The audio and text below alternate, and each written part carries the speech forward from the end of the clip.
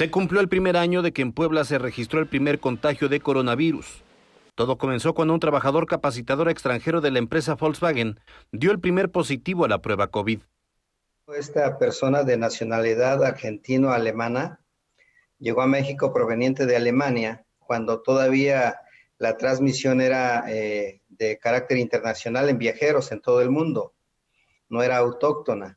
Sin embargo, esta persona ya había tenido contacto con trabajadores de la empresa a quienes capacitó. Este fue el primer punto de aprendizaje respecto a no confiarnos en que las personas que no presentan síntomas no son un factor de riesgo. También aprendimos que para enfrentar una pandemia no solo se requiere de acciones de gobierno, sino de la sinergia con la sociedad. Sabíamos, y este es otro de los aprendizajes, que las pandemias de estas características no se pueden enfrentar solos.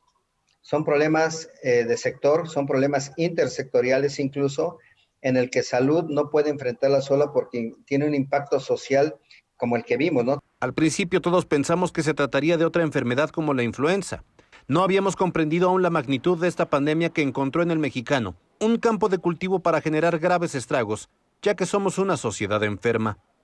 Y en esta pandemia estamos viendo una enfermedad infecciosa que tuvo como asiento enfermedades crónicas y crónicas degenerativas que agravaron y pusieron en riesgo la vida de muchas personas. Y así, el coronavirus penetró en las familias. Antes se hablaba de un caso en una familia, ahora se habla de familias enteras que se han enfermado y con fallecidos dentro de las familias. Ahora estamos viviendo el proceso de la vacunación, pero esto no será inmediato. Se requiere que a un año de distancia sigamos trabajando de la mano.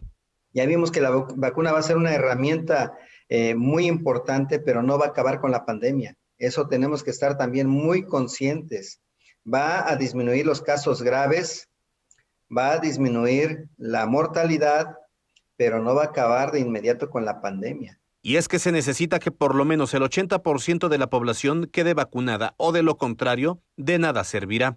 Así, a 12 meses del inicio de la pesadilla, el mensaje es: sigamos cuidándonos, seamos pacientes y aguantemos, que cada vez estamos más cerca de lograrlo.